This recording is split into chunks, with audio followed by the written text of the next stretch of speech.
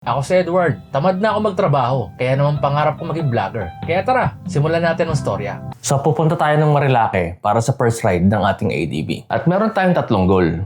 Una, i-break in ang makina. Pangalawa, mag-breakfast at mag-coffee. Pangatlo, alamin ang performance ng ADB pagdating sa long ride.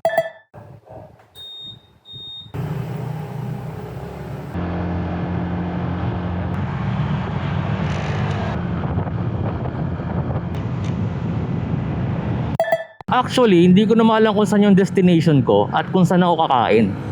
Siguro, bahala na pag andun na. Kung ano yung mararamdaman ko o mapipil ko ba na gustong puntahan.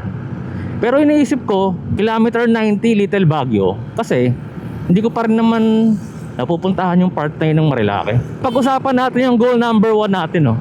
Bakit nga ba kailangan natin mag-break in? Siyempre, bago pa yung motor nyo, yung mga parts at component nyan, may mga imperfections pa yan.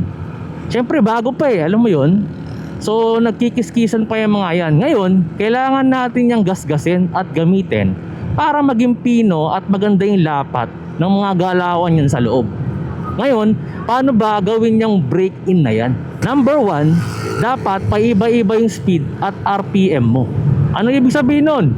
Ibig sabihin, dapat huwag kang magbababad sa isang speed. Ibig sabihin, dapat minsan magbabad ka sa 40, 60, 80 or 100. Pero may sinasabi sila na hanggang 60 ka lang. Hindi naman, okay lang din naman yun. Kasi sa mga bagong motor, medyo may mga bagay-bagay na silang in-upgrade. So pwede na. Ang kailangan lang, huwag mo lang ibabad. Tsaka number 2, ito na yun, huwag mo lang isasagad yung throttle. Yung tipong talagang sagad na sagad. Hindi dapat na isang biglaan. Simula sa 20, 40, 60, 80. And lastly, hanggat maaari, huwag masyado magdala ng maraming gamit. Kung kaya, huwag mo nang mag-OBR. Para yung break-in mo, medyo, alam mo yun, standard lang. Kung may OBR at medyo mabigat yung gamit mo, baka medyo mahirapan yung makina mo habang nasa break-in period. Actually, kaya perfectong Marilake para sa pag-break-in. Alam niyo kung bakit? Kasi iba-iba yung daan dito May straight, kurbada, may pataas, may pababa. Kaya kahit subconsciously, magagawa mo yung break-in ng tama Ito na yung pinakamalayong napuntahan ko sa Marilake. Saan na kaya ito? So pinend ko na yung location ko doon sa kilometer 90 Little Baguio. Grabe, ang ganda Puta. Kita nyo yan? Ito na ata yung lihim na Lagusan Wow, ayos ang lupet. Grabe, ang ganda Wow. Wow. Diba kaya? Wow.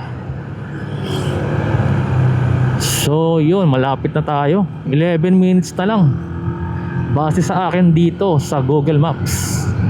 Wow, grabe, ang ganda Yes sir. So di ko pa rin alam kung saan ako kakain. Ang gusto ko sana yung mga ayoko nung sikat. Gusto ko yung alam mong underrated, yung mga tabi-tabi lang. Kasi minsan dun masarap Alam mo yun, yung parang niluto lang ng nanay mo. Tsaka ayoko ng madaming tao para payapa lang tayo. Tsaka mabilis tayong maserve. Tsaka ang ganda rin ng mga daan dito ng twisties. Alright. Maganda rin yun Ganda ng tanawin dun Yun ang maganda dito sa solo ride. Hawak mo yung oras. Wala kang hinahabol. Yun nga lang, dapat chill ka lang. Takbong pogi lang kasi dapat maingat ka Kasi walang magliligtas sa'yo kapag na-disgrasya ka. Huwag lang sana tayong masiraan mga grupo-grupo. Tayo solo lang. Grabe ang lamig. Parang nasa Baguio. Ayun Santa Maria, Laguna, baby. Yes sir. Ang oras ngayon 7:22 ng umaga. Anong oras ba tayo umalis kanina? Mga 5:30 something So almost 2 hours na tayong bumabiyahe. Yung mga tao dito walang helmet Baka magalit si JB Suarez niyan. Grabe yung Google Maps ko. Parang isaw. Sarap pala dito Grabe, sarap magmotor. Yung tipong sana madalas tayong ganito Hindi, nagtatrabaho pa kasi tayo Kaya kung ipapollow nyo ako, susubscribe kayo, tapos sumikat na tayo, di lagi tayong may rides, di ba? Kaso hindi, alipin tayo ng ating mga trabaho. Ganun na lang ba talaga ang buhay? Actually may choice naman tayo Ang problema, ang hirap mabuhay pag di tayo nagtatrabaho Baka tayo gagastos ng pang-ride. Di ba? Wala tayong pang-gastos. Saan tayo kukuha? Finally, arrived. Yun pala eh. Pwede palang dito na tayo kumain eh. Kaso ang daming tao. Parang hindi ko feel. Ayoko ng ganito yung maraming tao. Ayan guys. Hindi na siguro para mag-picture. Pero maganda sana no. Para meron tayong thumbnail. Sorry. Nag-iisip kasi ako eh. Daming riders dito no. Talagang sikat tong destination na to eh. Ayun, may mga lugawan dito, silog oh. Silog. Ngayon, isipin lang natin kung saan tayo kain. Okay naman ako dito kumain. Ang problema, ayoko ng maraming tao. Dito kaya, kaso restaurant to eh no. Kaso, at least onti lang yung tao. Tingin pa tayo dito. Ang mahalaga, na-achieve na natin yung isa nating goal. Narating na natin siya. Okay, meal start at 99. Riders Club Hall of Fame. Parang okay dito ah. Sige, dito tayo. Mukhang payapa naman dito.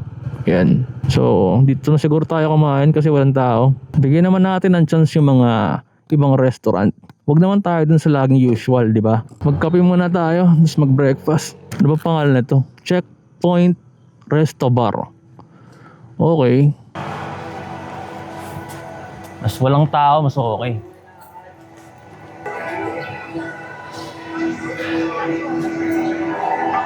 Kaso parang sarado pa. Bukas na ba kayo? Kape na. May coffee available. Walang kape? Wala po.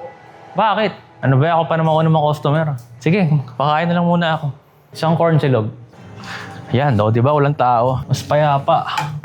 May mga vloggers din dito na ano, ayun, oh.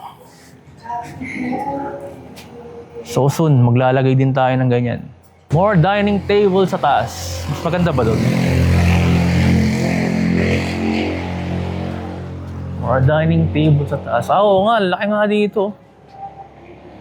Sa ganda nito, walang masyadong tao pa. Eh baka siguro dahil sobrang aga pa lang.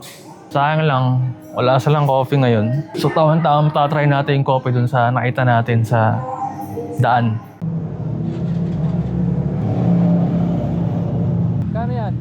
20 lang, sir. Sige, go. Ilan, sir?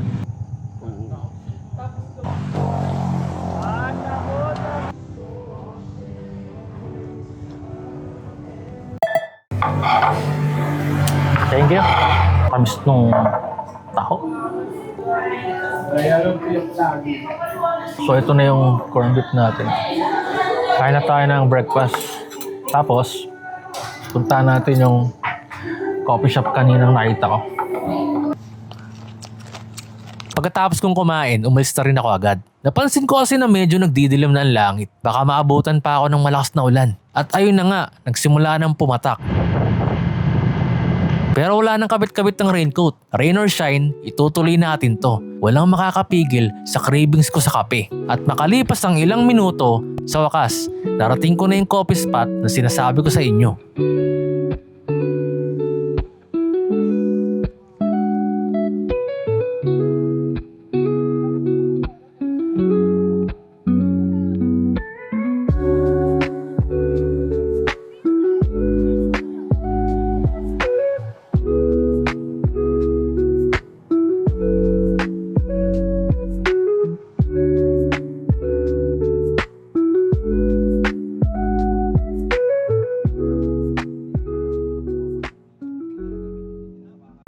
Para sa ating final goal, ang full review ng performance ng ADB 160 after ng ride na ito. So mamaya ako nilang i-reveal sa inyo pagdating ko sa bahay. Sa ngayon, focus muna tayo sa daan hanggang makauwi ng safe.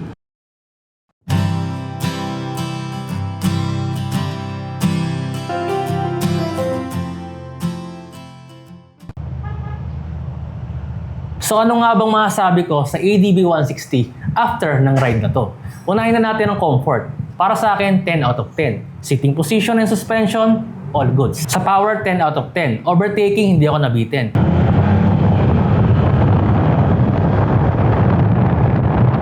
Uphill and downhill, wala akong naging problema. Sa handling and cornering, 10 out of 10 din.